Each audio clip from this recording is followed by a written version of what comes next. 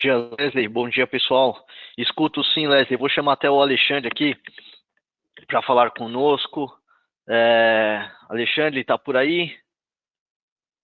Olá, bom dia a todos. Bom dia, Pedro. Bom dia, pessoal da NV. É um prazer poder participar desse bate-papo junto com vocês e falar de algo que é relativamente bem novo, né?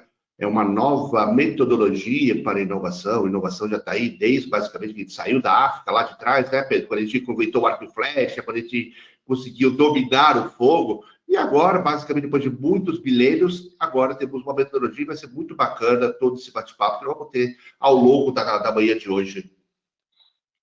Maravilha, Alexandre. Alexandre, você está vendo minha tela? Está vendo aí? Perfeitamente. Estou compartilhando seu LinkedIn. Vou pedir para você se apresentar. Pô, você eu já conheço de casa, já não é o primeiro webinar que faz aqui com a DNV, Uhum. mas nós temos um público aí novo, né? Vou pedir então para Uhum. você se apresentar brevemente para que possamos iniciar os trabalhos.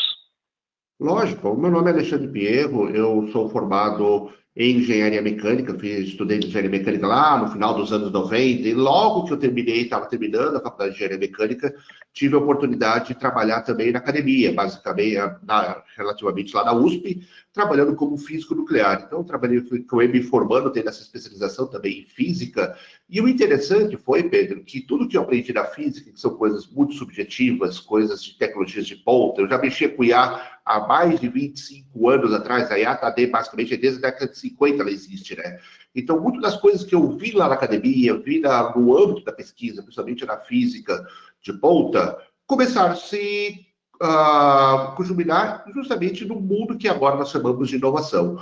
Recentemente acabei acabando um mestrado de inovação, estou indo também agora para o doutorado de gestão e engenharia de inovação, justamente para conseguir entender quais são as melhores práticas, o que, que nós fazemos, o que, que a gente pode usar de melhores metodologias para impulsionar o nosso mercado como um todo, né? Quando a gente olha para o Brasil como um todo, é um mercado pujante, um mercado que tem muito dinheiro, é a 10ª maior economia, segundo o Banco Mundial, e nós estamos apenas lá na rabeira da inovação, em 52ª inovação. Então, não é questão de dinheiro, não é questão de mercado consumidor, é questão muito da questão de como nós olhamos para a inovação e como nós fazemos isso.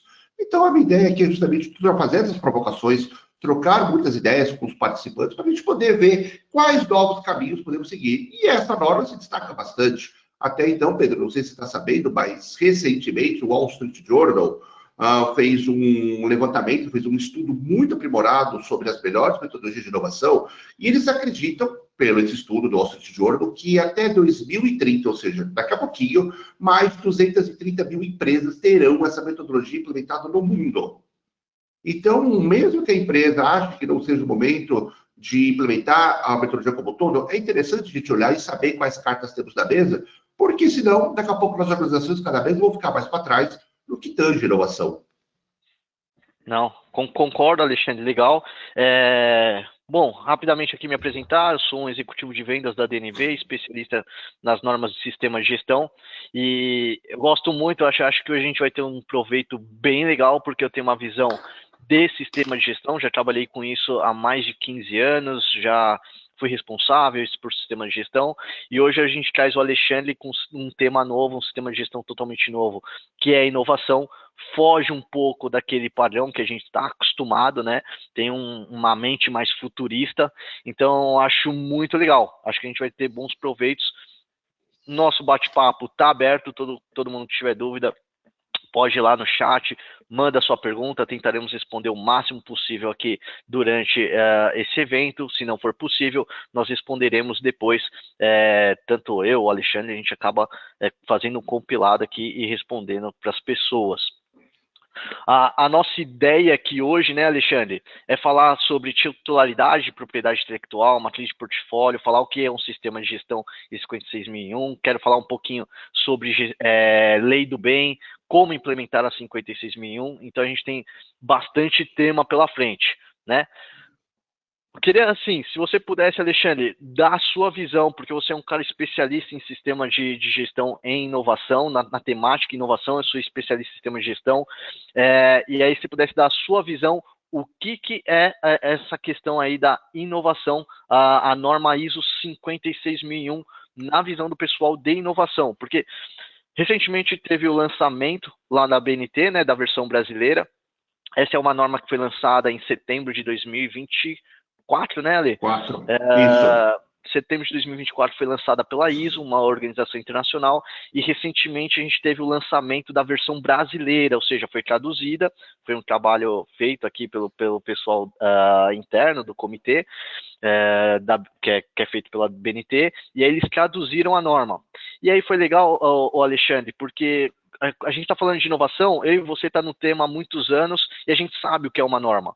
E aí uma pessoa levantou lá no evento, eu achei muito legal, porque ele falou, olha, eu trabalho com inovação há mais de 20 anos. Essa norma, ela vai me ensinar a inovar? E aí eu falei, pô, vou colocar lá no webinar para o Alexandre dar esse pitaco aí dele, explicar que não é uma norma que vai ensinar a inovar, né? Mas criar uma metodologia, uma sistemática para manter a inovação viva dentro das empresas. Então, fala aí, Alexandre, que você com esse lado de inovação, tem o lado ISO também, como que você vê a 56001? Lógico, mas antes, Pedro, eu queria falar um pouquinho também do meu background de ISO, né? Eu comecei a trabalhar na versão 94 da ISO 9001, ou seja, há muito tempo atrás. Acho que o Pedro não era nem nascido nessa época, mas para quem está aí no mercado vai lembrar que tinha o 4.1, 4.2, 4.10, que era uma norma muito mais incisiva e muito mais assim pragmática no sentido do que esperar com a qualidade. A norma 56.000, ela vai numa linha muito bem diferente. Primeiro ponto, quando a gente fala de inovação, nós estamos falando de coisas estratégicas da organização. Se é estratégico, faz sentido todo mundo saber da organização? Sim ou não? Pode ser que sim, pode ser que não. Então, diferente das normas tradicionais, que é de qualidade, meio ambiente, saúde ocupacional, e vou botar também nesse balaio também a segurança da informação, onde eu tenho que usar isso na organização como toda. Essa norma, ela dá o direito de eu fazer isso departamentalmente, ou seja, botar um ou mais departamentos, porque a inovação é estratégica. E indo muito nessa linha, o que acontece? Se a inovação é estratégica, a norma ela vai funcionar muito como um manual de boas práticas. E aí é uma questão interessante de a gente entender a designação do que chama uma norma em inglês. Em inglês, a gente vai falar standard. Standard é padrão, mas pattern também é padrão em inglês. E pattern remete a uma coisa mais burocrática, uma coisa mais rígida.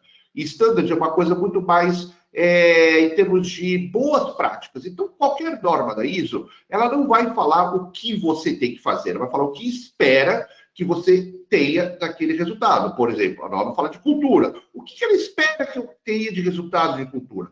Ela vai falar de portfólio de inovação. O que eu espero? Ela espera de ter de resultados. Como eu vou fazer isso? Cada organização vai fazer da melhor maneira. E aí algumas coisas bem interessantes, tá, Pedro? Que eu achei bem interessante em outros mercados. Como eu falei da norma 94, lá da ISO 94 lá atrás, o interessante é que a primeira norma de gestão de qualidade, a primeira norma de sistema de gestão foi lançada lá no ano de 97.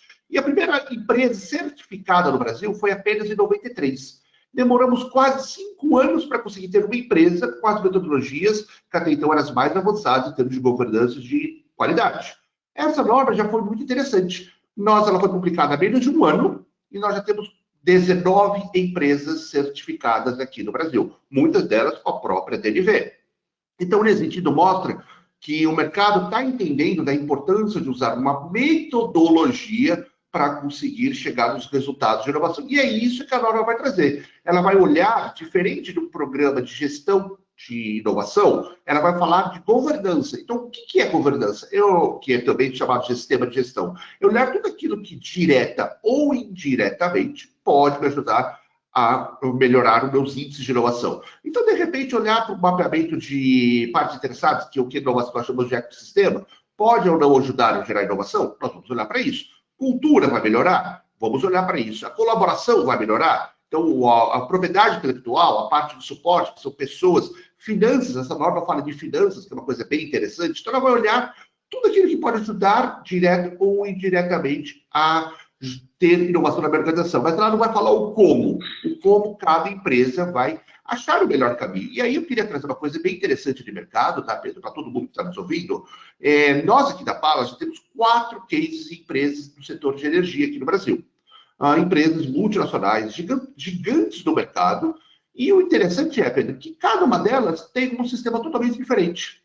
Cada uma delas tem uma intenção de inovação, que nós vamos falar daqui a pouco o que é a intenção de inovação, diferente. Algumas querem fazer inovação pontual para agora, outras estão pensando em inovações daqui a 10 anos, outras estão pensando em inovações de processo, outras em marca do produto, outras em sistema de produto. Então, isso também mostra uma coisa muito interessante, que, diferente de outras normas, dificilmente copiar com o sistema, uma governança de uma empresa e adaptar para a minha vai dar certo. Porque cada empresa vai querer algo diferente de inovação. Diferente de qualidade, que a gente está falando de padronização. Todo mundo quer a mesma padronização. Então, algumas coisas eu consigo usar de boas práticas do meu vizinho. Já nessa aqui, acaba tendo essas similaridades, tendo essas diferenças com relação a outras normativas.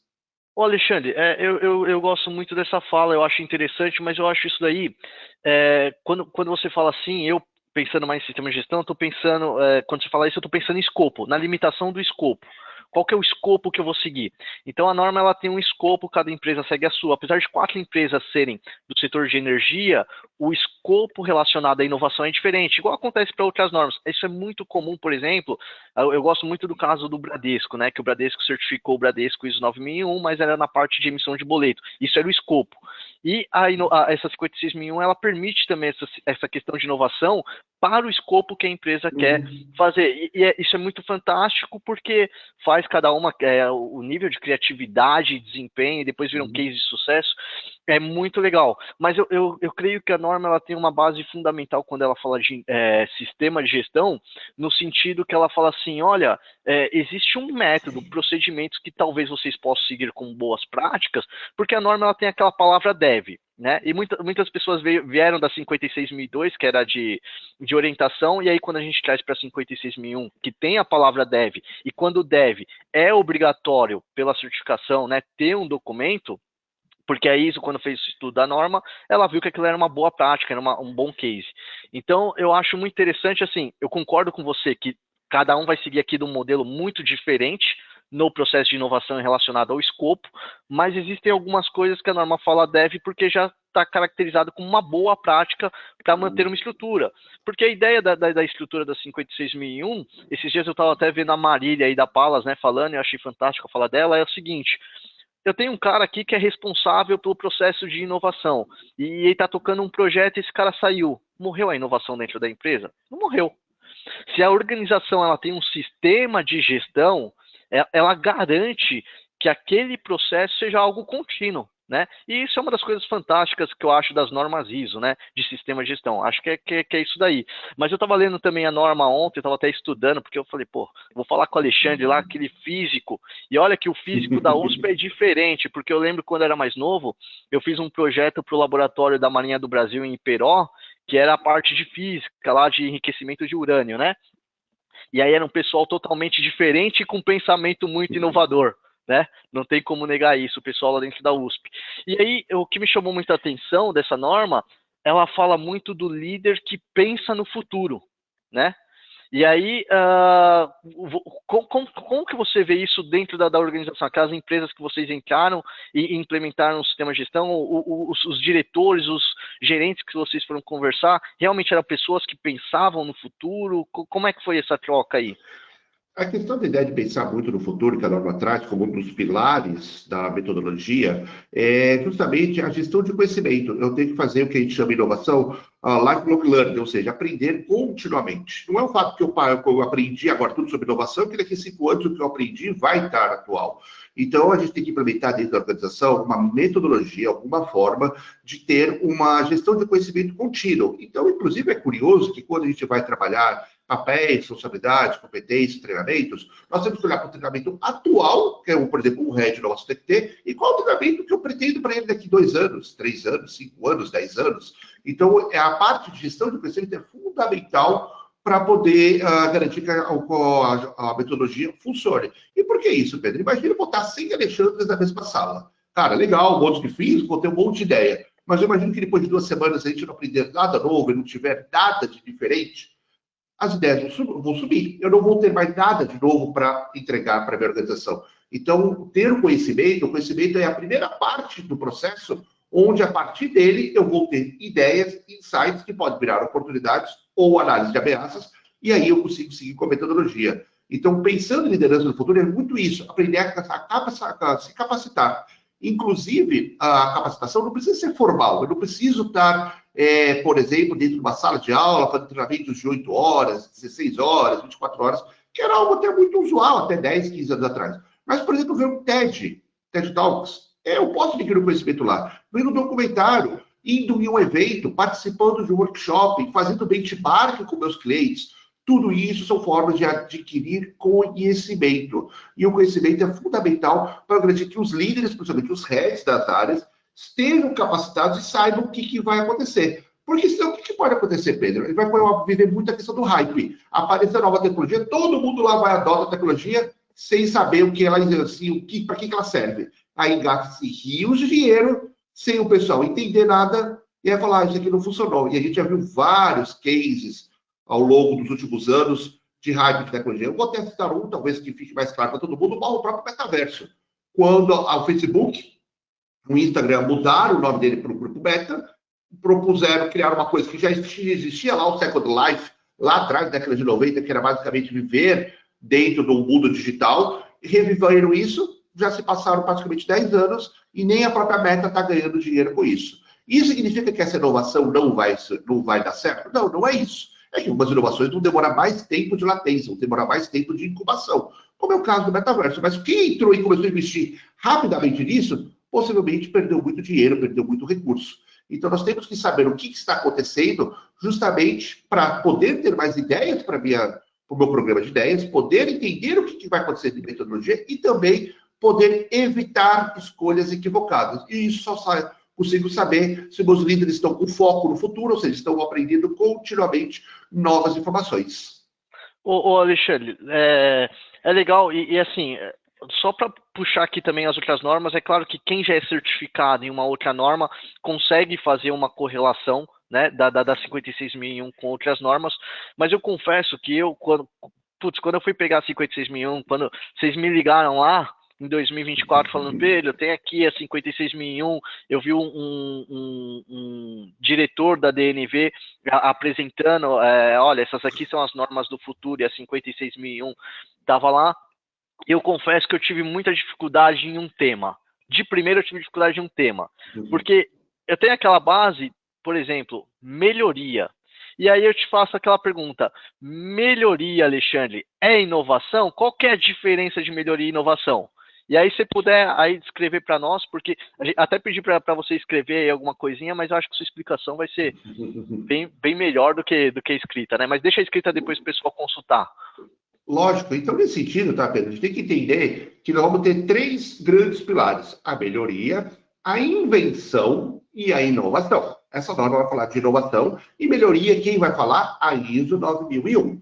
E qual a grande diferença de melhoria e inovação? E a gente vê muito isso no mercado. Onde começa a melhoria, onde termina a melhoria, onde começa a inovação incremental, onde termina a inovação incremental. Então, basicamente, a ISO, depois de muitos anos de estudo, eu pude participar direto do grupo lá de fora, lá direto de Genebra, por ter cidadania europeia, eu consegui participar direto do grupo lá de fora, teve discussões numéricas para conseguir entender onde começava um, começava outro. Então, eles beberam muito no manual do Frascati, muito no manual de Oslo, olharam muitas metodologias, como PMBOK, até as metodologias DevOps, Scrum, que são metodologias muito ligadas à área de TI, também foram olhadas para conseguir definir isso. E chegaram num consenso, o qual, para mim, faz muito sentido. Para eu saber se é inovação ou se é melhoria, eu tenho que responder 2 coisas. É novo para a minha organização? Traz uma característica de novidade para a minha organização? Se traz, primeiro check. Segundo check, traz valor? Se trouxer valor, e o valor pode ser mais produtos, melhorar o meu processo, ou, em outras palavras, para ganhar mais nota fiscal ou parar de pagar boletos. Acho que a melhor maneira de definir valor seria dessa forma, aumentando a minha torneira ou diminuindo o meu ralo da minha banheira. Ambas as coisas eu vou encher a banheira de uma maneira melhor. Então, isso poderia ser valor. Então, nesse sentido, a inovação ela vai ser caracterizada por essas 2 coisas. Aí eu vou trazer um exemplo.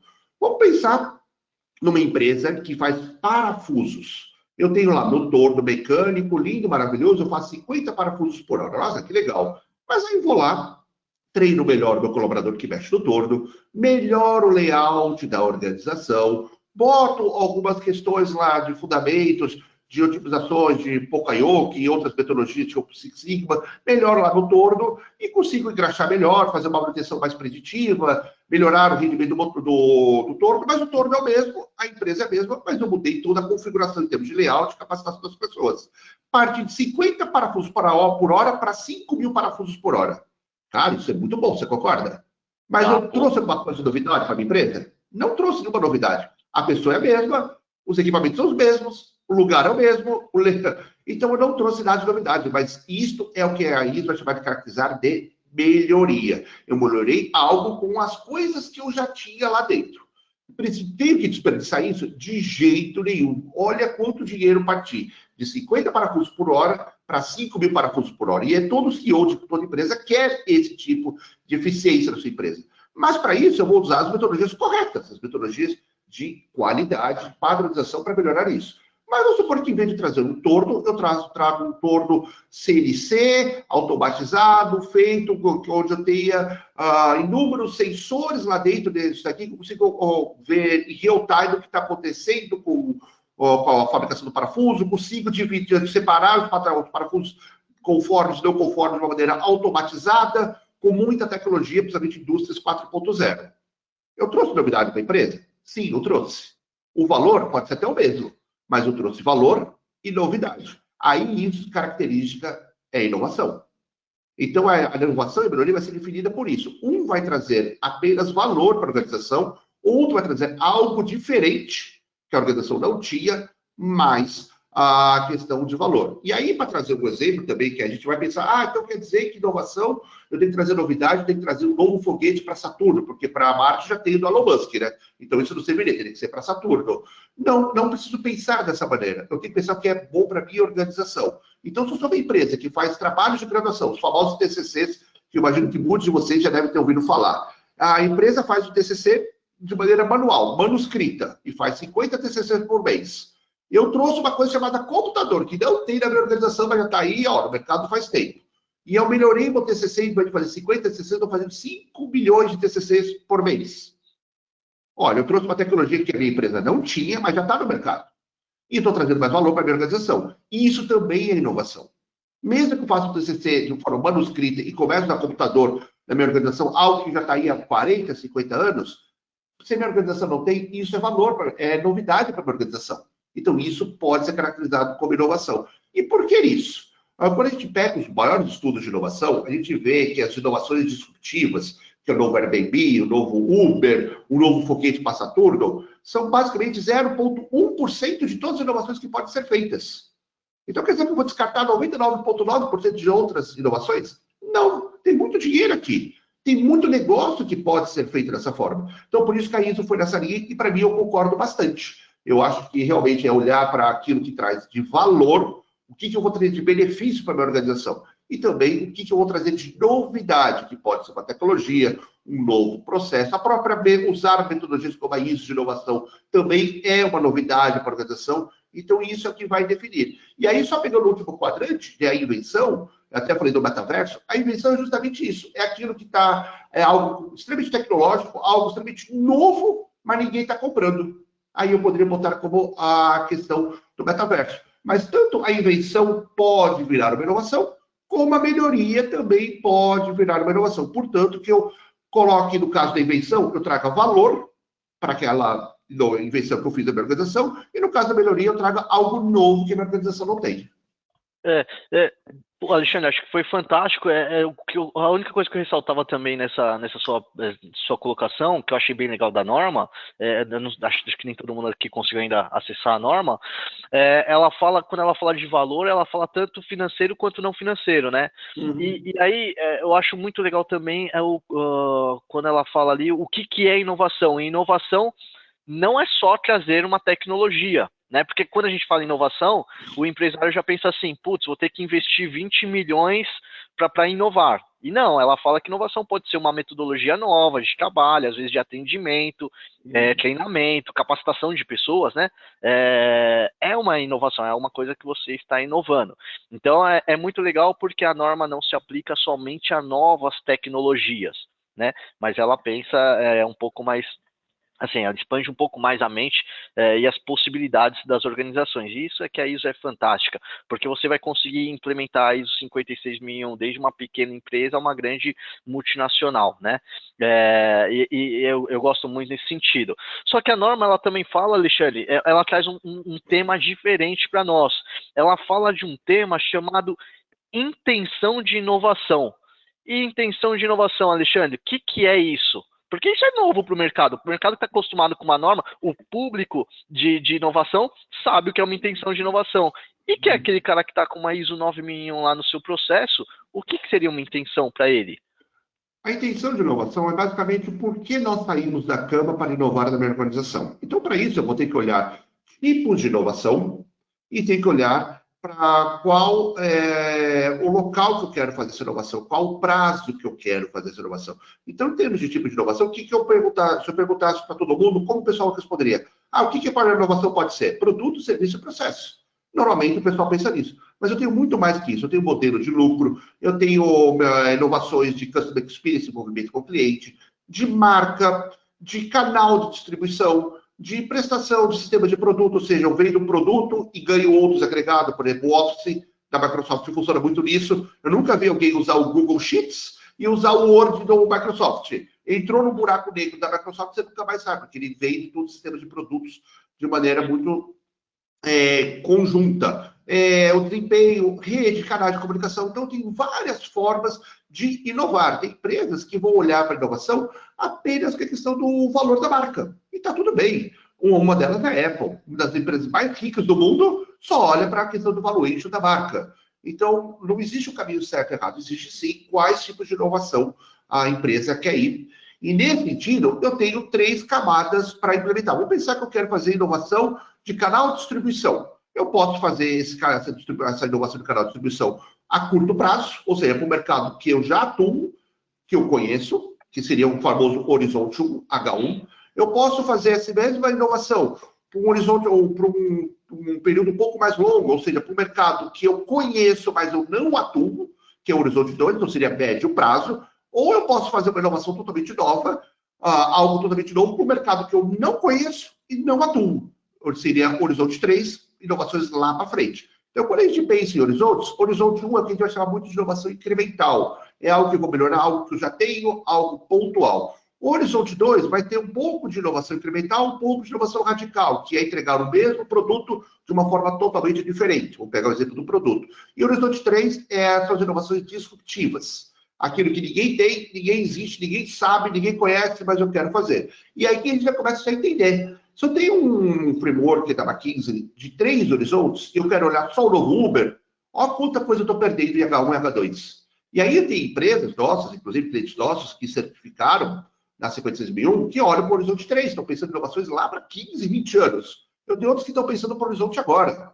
E está tudo certo, sabe? Não existe certo e errado, existe aquilo que o planejamento estratégico da organização deseja e para onde a organização quer ir. Então, a intenção de inovação ela vai muito nesse sentido, olhar para onde eu quero ir, de que forma eu quero ir e de que forma eu quero atuar. E ainda, para dar um tempero mais interessante na intenção de inovação, eu também tenho que tentar predizer cenários futuros. Faço isso, né? Vamos lá para quem é um pouco mais antigo que eu, vai lembrar que da mãe de Iná, né? Eu tenho que olhar, falar com a mãe de Iná, falar qual é o número da Mega Sena e descobrir. Não é bem assim. Existe metodologias chamadas como currante, futurismo, que a gente consegue praticamente ter uma incerteza, mas uma probabilidade muito grande de prever cenários futuros, que é o famoso análise de tendências. Como eu vou analisar as tendências? Eu vou analisar tendências para o horizonte H1, H2 ou H3.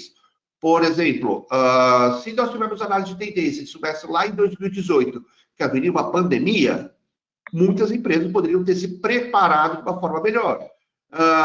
Quando a gente fala de análise de tendência, vou dar um exemplo. Um cliente nosso do agro, ele pediu um estudo nosso de análise de tendência e a gente descobriu que até em 40 anos, ou seja, estou falando lá para 2060, alguns locais onde se planta hoje soja, algodão e feijão não poderão ser mais plantados. porque o mundo vai mudar, a mudança climática vai alterar, então eu não vou poder plantar essas mesmas sementes nesse local. Aí a empresa vai ter dois caminhos. Ou preparar alguma semente que seja propícia para esse novo tipo de solo, para esse novo tipo de clima, ou comprar terrenos de outro local. Por exemplo, vinhos. Nesse mesmo estudo mostrou que, possivelmente, se as mudanças climáticas continuarem nesse tempo, em até 30 anos, locais como a Serra Gaúcha não poderão produzir tantos vinhos como produzem hoje, por causa da temperatura que não vai estar propícia para uva. Para onde isso vai migrar? Norte do Paraná, sul de São Paulo. Então, olha, além de ter intenção de inovação, eu preciso ter uma maneira, uma ferramenta, algo que consiga predizer cenários futuros para eu tomar a minha decisão mais correta possível. E aí eu consigo seguir com toda a estratégia de inovação, que é definir política, objetivos, escopo, indicadores, e basicamente fechando tudo isso com a intenção, que é o que eu quero fazer na minha inovação, né? Muito legal, Alexandre. Então, intenção de inovação nada mais é até onde eu quero ir, né? Eu estou pensando uma coisa mais agora, mais no futuro, eu estou pensando mais na minha marca, mais no meu serviço, mais na estrutura, qual que é a minha intenção aqui? E aí é uma coisa totalmente estratégica da organização, não existe certo ou errado. A norma é muito legal também porque ela fala, olha, você tem uma intenção de inovação, você vai testar ela para ver se ela funciona ou não, e se não funcionar, você aprende com isso, mas o sistema de gestão, ele meio que vai te ajudar a mitigar as incertezas, né? Que chama incerteza, chama de risco, para tentar fazer aquilo dar certo. E aí, Alexandre, é muito legal porque essa é uma norma que fala muito de valor, né? E valor, o que você assim, com a cabeça de inovação, o que você vê que é o valor para a ISO 56001? Tecnicamente, a norma vai falar muito de valor tangível, não tangível. Mas você concorda que a gente vive no mundo capitalista? Por que eu quero dizer isso? Um valor intangível é a cultura da empresa. Se eu melhoro a cultura da empresa, eu vou ter um menor turnover. Se eu vou ter um menor turnover, eu vou gastar menos em mandando embora as pessoas e contratando novas. Isso não reflete na questão financeira da minha organização? Sim. Então, eu vou ter mesmo um valor não tangível, indiretamente impacta a finança da minha empresa. Outro valor intangível, valor de marca, aumentei o valor da minha marca. Se eu sou uma empresa que se preocupa com marca, possivelmente eu vou ter ações na bolsa. Se eu tenho ações na bolsa e o valuation da minha empresa aumentou, o valor da minha ação vai aumentar e eu vou ter mais dinheiro, o CEO vai ficar mais feliz, o board vai ficar mais feliz. Novamente, indiretamente, acaba caindo no financeiro. Por que eu estou trazendo isso? De uma maneira bem resumida, direta ou indiretamente, o valor vai cair na questão financeira. Basicamente, melhorando o valor da minha empresa, aumentando o valor da minha empresa, fazendo com que eu faça mais produtos de valor maior agregado, ou seja, emitindo mais nota fiscal, ou melhorando meus processos, que é parando de pagar boletos. Então, na minha concepção, o valor, a melhor maneira de se definir o valor é mais nota fiscal, menos boleto. Então, mais nota fiscal, como é que pode ser? Vamos pegar o exemplo da Apple, por exemplo. A Apple tem um celular como tantos outros parecidos, mas tem muita gente que prefere pagar mais pelo iPhone, porque vê um valor de marca melhor, vê uma experiência melhor do cliente, enquanto outras pessoas preferem pegar uma coisa parecida, mas sem essas experiências. Então, ou seja, mesmo a experiência do usuário se transforma num valor de produto maior agregado. Então, nesse sentido, também cai no financeiro. Então, quando eu penso em valor, em todos os nossos projetos, eu vou muito nessa linha. De o que eu posso ganhar mais de boleto, parar de pagar boleto e mais nota fiscal. Eu acho que é a melhor maneira, a maneira mais didática para resumir o que significa valor para a norma 56.001. Alexandre, eu estava vendo os comentários, e assim, a norma ela fala muito de valor, e um dos valores que eu vi assim, nos clientes que implementaram e foram certificados pela DNV, eu tenho enorme prazer, né, de falar que a DNV foi a responsável pelas 3 primeiras certificações no mundo. Boa parte dessas certificações saíram no Brasil, uma parceria com a Palas aí, eram clientes da Palas, tem a própria Palas que é certificada pela DNV, e isso foi fantástico, porque demonstrou tanto que a DNV ela tem uma capacidade de atender os seus clientes clientes de forma muito rápida e dentro das suas necessidades, como ela também tem parceiros de negócio, como a Palas aí, que está pensando já muito à frente em normas que vão ser lançadas, em potenciais negócios. Agora a Palas está com a 27001 também, né, de segurança da informação, que é uma norma muito legal. A DNV adora essa norma, é a 4ª norma ISO mais certificada no mundo. Mas o que me chama muita atenção também da 56001 é que ela mexe com cultura. E ela mexe tanto com a cultura daquelas empresas que foram certificadas, como toda a sua cadeia de fornecedores. Por que ela faz isso? Porque a norma está falando tanto da cultura quanto do compartilhamento.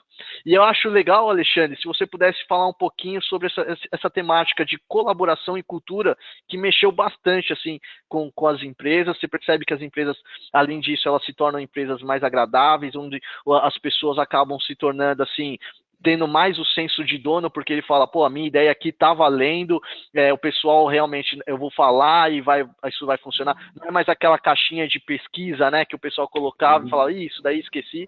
Não, hoje em dia o pessoal vai, implementa, tem resultado, tem resposta, tem feedback e tudo mais. Então fala um pouquinho aí pra gente de cultura e colaboração na visão da 56001, por favor.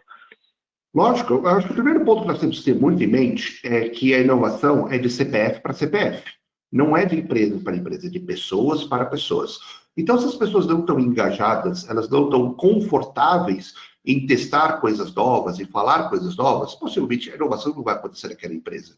Então, se eu tenho uma cultura, que é uma cultura punitiva na minha empresa, uma cultura que se eu falei alguma coisa, eu posso ser prejudicado, as pessoas não vão se sentir tranquilas de gerar ideias. E a norma, principalmente o capítulo 8, que é o capítulo mais de operação, vai falar muito do programa de ideias, como as ideias devem passar, a fase de cada uma das fases do funil. Só que para isso, as pessoas têm que ter ideias. E até hoje, Pedro, e olha, as andanças, nós temos projetos, inclusive, fora do país, nunca vi numa empresa uma descrição de caras que fala o seguinte, olha, o Pedro tem que dar 10 ideias agora na segunda-feira, terça-feira eu vou dar folga para ele, mas na quarta ele tem que dar 5 ideias. Na sexta tem que dar 8, e no sábado, se ele puder dar 2 ideias, vai ser muito legal, ele vai ganhar um bônus. Eu nunca vi isso. Então, toda a questão de dar ideias é uma coisa opcional das pessoas.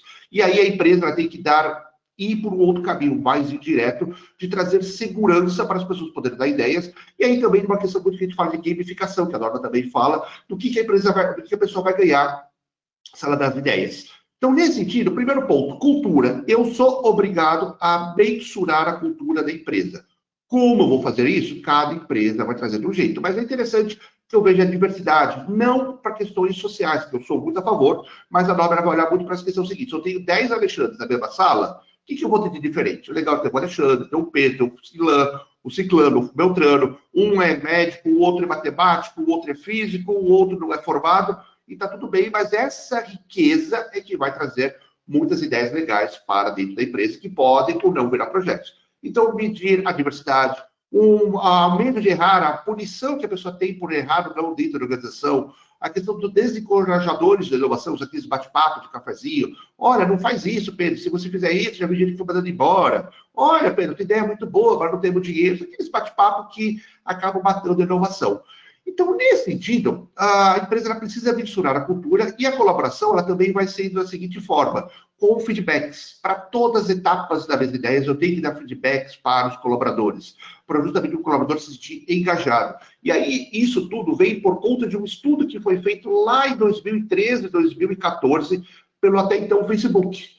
Lá no Vale do Silício, a gente sabe que o pessoal é gigante, querendo comer gigante, um querendo roubar o outro. Então, lá no Vale do Silício, com todas as empresas de tecnologia que tem no Vale do Silício, eles começaram a reparar que mesmo os caras chegando nos engenheiros chefes, até então o Facebook, que depois virou a Meta, oferecendo 10, 15, 20, 50 mil dólares a mais de salário por ano, eles não iam trocar a empresa. Por quê? Eles se sentiam engajados, eles se sentiam ouvidos da empresa, eles se sentiram de uma maneira muito mais tranquila da empresa. Então, a colaboração e a cultura também vão trazer da seguinte forma, não é por causa de 1, 2, 3, 4 reais a mais que a pessoa vai ganhar, que ela vai mudar de organização. E quando ela muda de organização, muitas vezes tudo que ela fez fica para trás e se perde.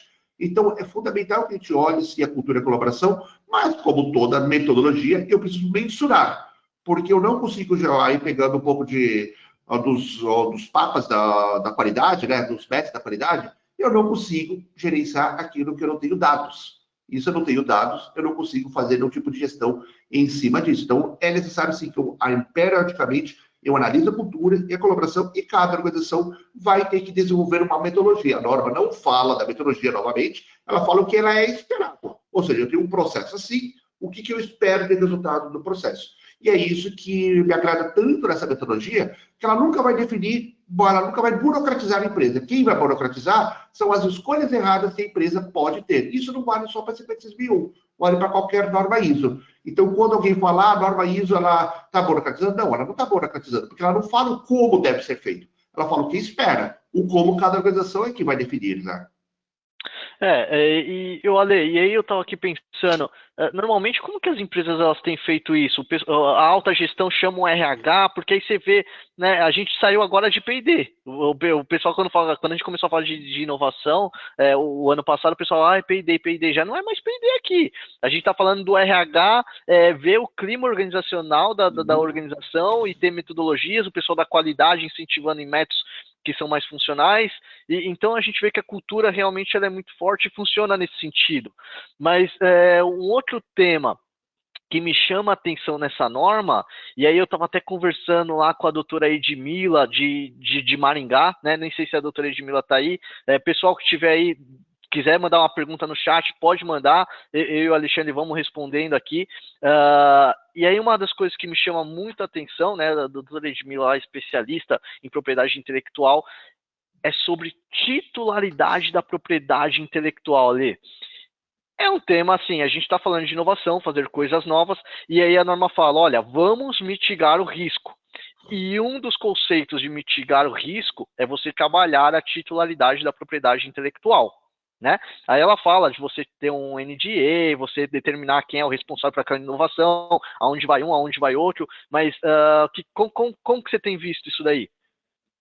A questão de propriedade intelectual, aqui nós temos uma questão que é uma falta de compreensão na nossa sociedade brasileira quanto à propriedade intelectual. Propriedade intelectual remete-se muito à patente, mas não é só isso. Eu posso ter patente de produtos, de P&D, de coisas muito legais. Mas, primeiro, patente é uma coisa muito complicada de se fazer no Brasil, muito morosa, muito demorada. E a ideia da propriedade intelectual, inclusive, é um dos suportes que a norma fala, que eu preciso olhar para mitigar questões de evasão de conhecimento. E como é que eu vou mitigar essa evasão de conhecimento? Pode ser criando realmente uma patente, mas eu posso, por exemplo, fazer um registro de marca da minha organização. Ou eu posso fazer um NDA, principalmente para casos de inovação aberta. O que seria inovação aberta? Eu aqui na Palos fazemos muita inovação aberta com uma federal, aqui que tem aqui em São Paulo, porque eles têm muitas especialistas. Nós temos agora um projeto aqui de inovação, onde eu estou com 2 mestrandos e 2 doutorandos trabalhando com a gente para criar um produto novo. De repente, de outra forma, eu não conseguiria fazer isso se não fosse com a inovação aberta, ou seja, unindo forças com universidades.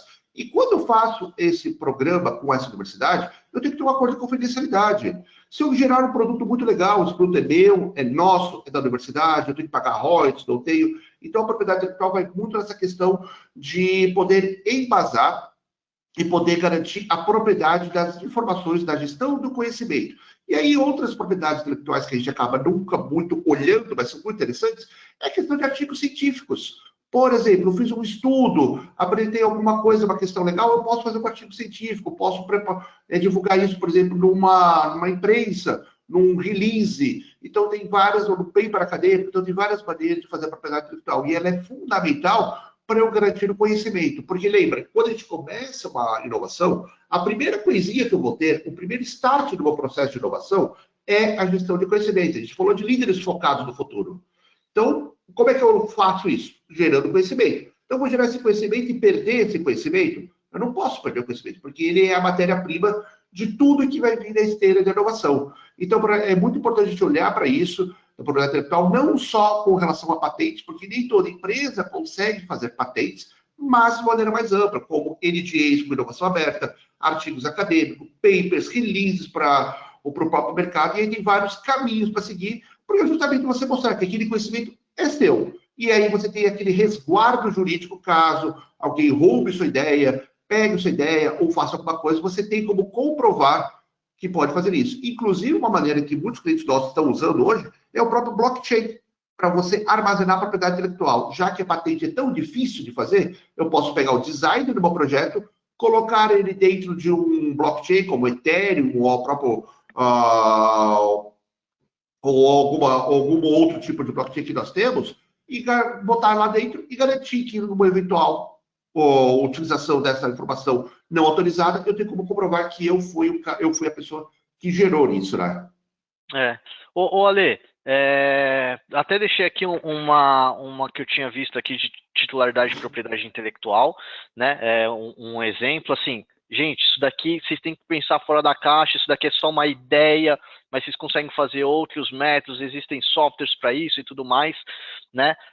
Mas me chama muita atenção a questão da patente sim, Ali, porque a norma fala, né, que uma das coisas que você tem que monitorar lá são as patentes, né, para você acabar tentar mesmo diminuir o risco, né? Porque vai que você lança um produto, já existe uma patente para aquilo, depois você sofre de alguma maneira, né? Vamos falar de portfólio de inovação também, Ale. Vamos pegar aqui algumas perguntas do pessoal, pode ser? Eu tenho a pergunta aqui do Lucas, e ele fala assim: quando a organização trabalha com inovação aberta, envolvendo parceiros, universidades, fornecedores, quais mecanismos práticos, né, a ISO 56000 recomenda para evitar conflito de titularidade da propriedade intelectual, especialmente em casos de ideias criadas por colaboradores e terceiros?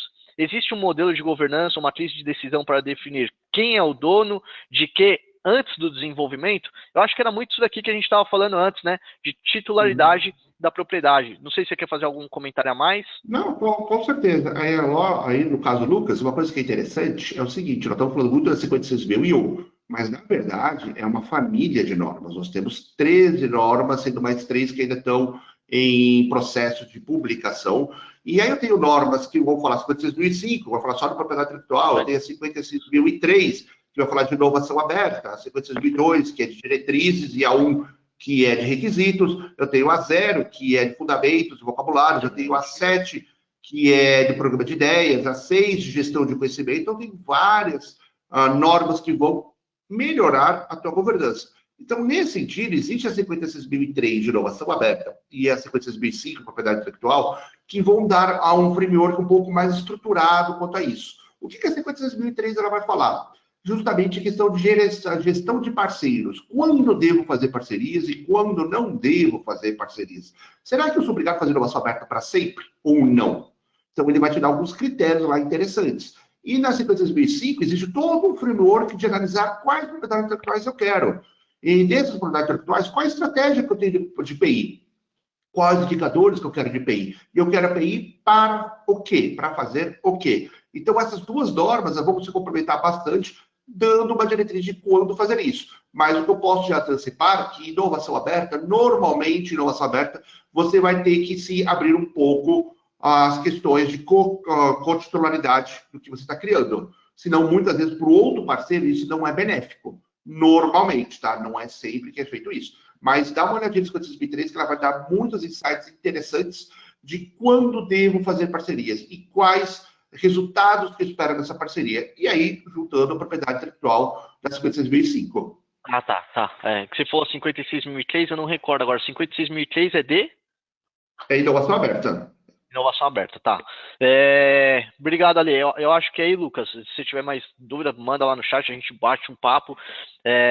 Obrigado aí pela participação. Eu tenho uma pergunta aqui da Bruna, né? Deixa eu ampliar aqui, porque a Bruna mandou assim: quais as métricas mais eficazes para medir e fomentar uma cultura de inovação em equipe de desenvolvimento de software, onde o foco muitas vezes é a entrega rápida de features? O que você Olha, tem aí, Ale? nós estamos falando de cultura, então, nesse sentido, eu tenho que olhar o medo de errar da organização. Se eu tenho que entregar rápido, muitas vezes, infelizmente, a gente não é robô, graças a Deus, né? Porque também, muitas vezes, a gente quer fazer tudo muito rápido e esquece um pouco da humanidade que está por trás. Mas, nesse sentido, olhar o medo de errar talvez seja uma coisa legal, interessante. Olhar a ambidestria da organização, como as pessoas olham para a ambidestria. Ambidestria é justamente o seguinte: quando a gente fala em ambidestria do ser humano, é a pessoa que escreve para o lado direito e o lado esquerdo. Tá bom, a mão esquerda com a mão direita.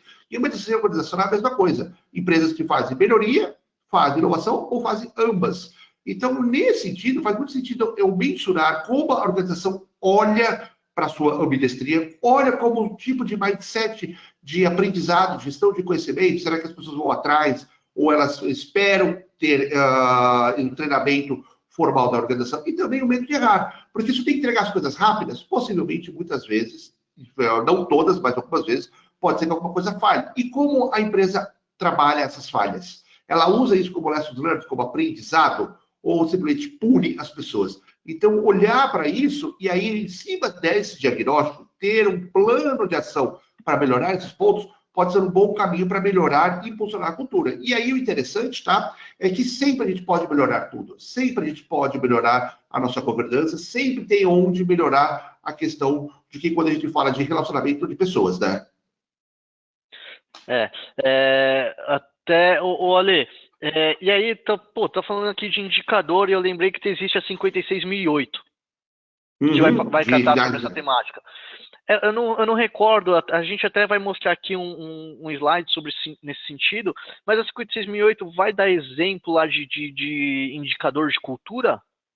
Você lembra? Ela não te dá indicador de cultura, vai dar muito mais indicadores de P&D, como, por exemplo, número de projetos, número de portfólios, taxa de adoção, taxa de sucesso de implementação de produtos, taxa de sucesso de projetos de inovação. Ela vai te dar muito nessa linha. A cultura, ela não é tratada muito nesse sentido. Então, por isso que cada organização tem que olhar para a sua forma de medir a cultura. Mas o que eu posso antecipar é que a cultura seria legal a gente sempre olhar para o nível de diversidade que tem na empresa, a ambidestria da organização, como os meus gestores trabalham a questão do erro na minha organização, o tipo de gestão de conhecimento, o tipo de mindset, as pessoas vão atrás ou não do conhecimento adquirido, e é o que eu falo de que são os desencorajadores de inovação, aqueles bate-papo de cafezinho, olha, não faça isso, senão isso aqui pode dar ruim para você, olha, a ideia é maravilhosa, mas não temos dinheiro para isso, olha, a ideia do Pedro é sensacional, mas nós vamos escolher a ideia do Alexandre, porque gostamos mais do Carequinha.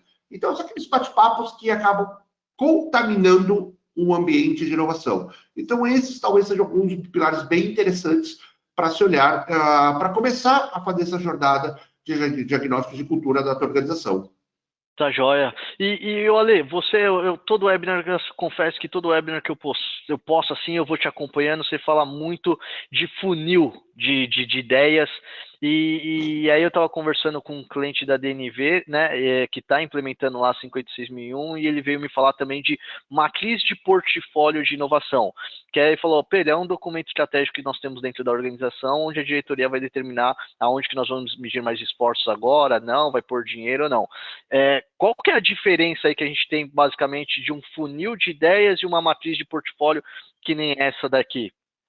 Um funil de ideia, um funil de inovação, um funil que exige que é falado na norma, ela vai ser, porque chama funil, nem tudo que vai entrar vai sair, é o primeiro ponto. Então, muitas coisas vão ficar no meio do caminho por definições de critérios que nós temos. E a ideia da matriz, ela é muito similar a essa. Então, quando eu pego no funil de inovação da ISO, eu tenho a primeira etapa chamada identificação de hipóteses, ou seja, com todas as minhas ideias que estão lá, e através dessas ideias eu vou criar algum critério para saber quais eu vou aprovar, quais eu não vou, qual eu vou deixar lá, qual eu vou descartar. Então, a matriz ela vai entrar muito nessa primeira parte do funil da ISO que vocês viram, que é a identificação de hipóteses. Que lá eu estou criando alguns critérios para poder ver quais ideias eu vou analisar. Vou pegar um cliente meu, que nós temos da indústria química aqui no Brasil. Ele tem em torno de 5 a 6 mil ideias por mês. Como um gestor vai conseguir gerenciar 5 a 6 mil ideias? Primeiro, é que ele consiga ter uma equipe gigantesca para gerenciar tudo isso. Ele vai ter dinheiro para implementar tudo isso? Possivelmente não. Então, ele tem que criar critérios nessa fase de identificação que posso falar, essa ideia vamos seguir, essa não vamos, essa vamos deixar um pouquinho mais guardada, essa vamos descartar, e aí cada empresa vai fazer os seus critérios. Muito que é feito hoje no mercado, muitas empresas estão indo pela linha de definição de desafios, ou seja, ideias fechadas. Eu quero só ideias para melhorar processos. Eu quero só ideias para implementação da tecnologia da indústria 4.0. Eu quero só ideias para melhorar a experiência do meu usuário. Então, acaba tendo uma maneira também de lixar. E aí, cada empresa vai fazer um critério, que pode ser uma matriz, pode ser um programa de desafio, ou pode ser botar tudo lá e analisar qual tem maior potencial. Mas tudo isso vai ser analisado na primeira etapa do funil da 56.001, que é a identificação de hipóteses. E aí não tem, assim, não tem um modelo certo. Esse daqui é uma matriz, é um exemplo, mas cada um Uhum. cria o seu. Isso é muito legal da norma, né? Que as pessoas vão criar a Exatamente. nível de criatividade. Ela fala o que ela Uma dúvida. quer. Como fazer, cada um vai usar da sua maneira, né? É. E aí, Ale, a gente está aqui próximo de encerrar, só para respeitar o pessoal aqui no tempo. Queria falar com você só dois temas rapidinho, se a gente pudesse. Um é a matriz de indicadores, que vai estar relacionada lá com a Bruna, que ela falou. Essa daqui foi uma ideia a empresa lá teve. Não é necessariamente dessa maneira que precisa ser feito, né? Cada um usa da sua criatividade, mas aqui é só para demonstrar que existe uma ideia de indicador de desempenho, né? Mas uma coisa que me chama muito a atenção é a lei do bem. A lei do bem está muito relacionada a 56.001, né? E aí, ela é uma lei que fomenta realmente, né, a inovação, tanto que ela está lá pelo Ministério de Ciências e Tecnologia, né, embaixo dele, que está essa lei, é de 2005, muitas empresas acabam se beneficiando. O Ale aí é especialista, sabe aí até quais são os caminhos das pedras aí para essa lei, mas ela pega desde treinamento, né, Ale, a implementação da norma, qualquer tipo de melhoria, não é isso? Exatamente. A lei do bem é uma lei de fomento, então eu faço muito um exemplo da lei Rouanet para a questão de eventos, de shows e da questão muito mais de cultural, né? Então, toda empresa que gasta um dinheiro em inovação, ele pode ter uma restituição no ano subsequente. Então, esse dinheiro pode chegar até na ordem de 37% de tudo que foi pago de impostos da empresa. Lógico que tem um monte de critérios, e esses critérios, o interessante é que quando você pega a lei do bem, o MCTI vai pedir um monte de critérios. Quanto você fez de treinamento? Quanto você fez de produtos, de projetos? Quanto você gastou em capacitação de pessoas? Quanto você gastou em projetos? Quais projetos foram para frente, quais não foram? E quando você pega tudo isso e faz um depara com a ISO, tudo que é pedido lá no MCTI tem na ISO 50001. Então, se a pessoa ela faz uma governança muito baseada em 50001, ela vai entender todos os critérios que a lei do bem pede. E aí, com isso, fica muito mais fácil ele solicitar no ano subsequente alguma restituição fiscal para a sua empresa. E aí o interessante é que, além da lei do bem, existem muitos editais de fomento também para fazer inovação. Então, eu tenho um projeto aqui muito grande, um projeto aqui que vai custar milhões na minha organização. De repente, existe um edital de fomento que está no mercado, e esse edital de fomento, por exemplo, a FAPESP, o CNPq, o SEBRAE, a Embrapi, podem selecionar aquelas empresas que têm o menor risco de não pagar, de não dar sucesso. E como é que eu minimizo riscos? Tendo uma governança. Então, a gente também já viu um outro caminho, que é no começo da esteira da inovação, muitas empresas serem beneficiadas pela certificação da ISO 56001, porque mostram, comprovam que tem maneiras muito melhores de fazer essa governança, minimizando os riscos, fazendo com que possa garantir para a Embrapi ou para qualquer edital de fomento que eu possa realmente receber aquele dinheiro, e esse dinheiro vai ser sim muito bem empregado e vai trazer resultados. Então, quando a gente fala de inovação, existe os editais de fomento, que é o começo da esteira, e além do meio, que é o final da esteira de inovação. Então, o governo está trazendo muito dinheiro, tem muito dinheiro sobre a mesa.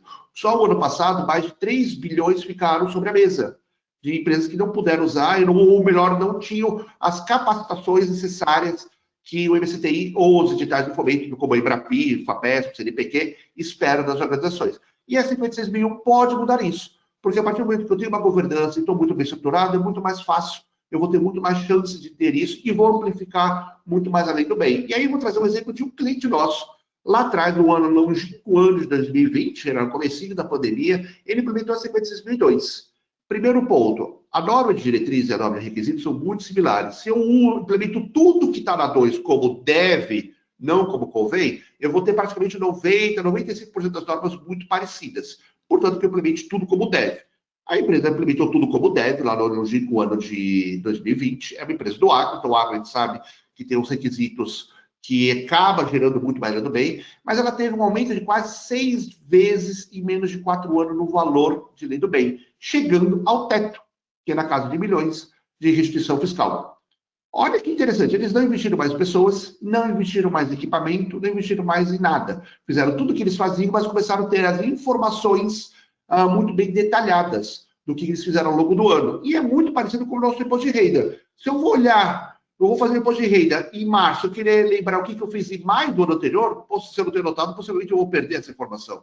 E essas formiguinhas que vão passando no meio do caminho, quando muito bem estruturadas dentro da governança, impulsionaram absurdamente a restituição fiscal via lei do bem para essa empresa do agro.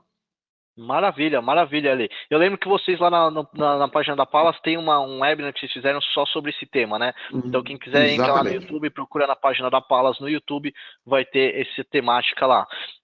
Ale, rapidamente aqui vou passar sobre como implementar a 56001, que é o que a gente falou.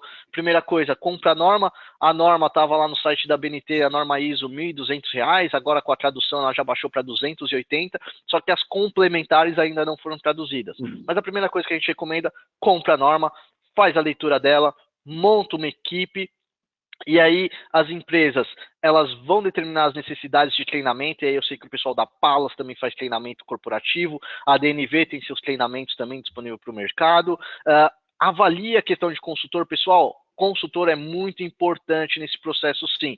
A DNV, assim, ela totalmente, ela não tem nenhum vínculo com as empresas de consultoria, mas o que nós sabemos é que quando as empresas implementam um sistema de gestão com apoio de um terceiro experiente, esse processo se torna um pouco mais rápido e mais fácil, é menos doloroso. Não é obrigatório, claro, não é obrigatório em nenhum momento as empresas terem uma empresa de consultoria, mas a gente sabe que isso facilita o caminho. O Ale aí já perdeu muitos anos de vida, né? Ale já investiu muitos anos de vida nesse caminho das pedras. Eu ia falar cabelos, mas eu tô quase também já ficando meio careca, 2 filhos, sabe como é que é? E então o Ale já trilhou esse caminho. Então ele já sabe um método mais fácil para a implementação dessa norma, tá? Então vale a pena avaliar a consultoria, importante treinamento, desenvolver toda a documentação, gerenciar, colocar em prática, testar, fazer a auditoria interna que a norma fala, né, que é requisito da norma, e aí, quando você estiver nesse meio do caminho, assim, pensar em fazer uma pré-auditoria. Confesso que a pré-auditoria da certificadora é um cara crachá, isso daqui seria conforme, não conforme, numa certificação diferente totalmente da pré-auditoria, com uma consultoria, porque a consultoria fala, ó, isso daqui está errado, existe esse modelo. Então, o ganho é muito mais benéfico nesse sentido.